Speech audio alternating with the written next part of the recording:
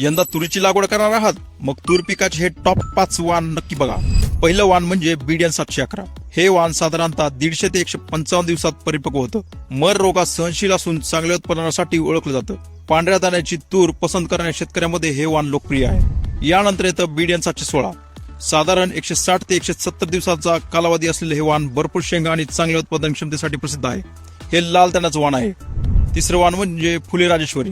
हे वाण 145 ते 150 दिवसात तयार होणार आहे. आकर्षक दाना आणि चांगली उत्पादन क्षमता ही याची खासियत आहे. यापुढे आहे गोदावरी.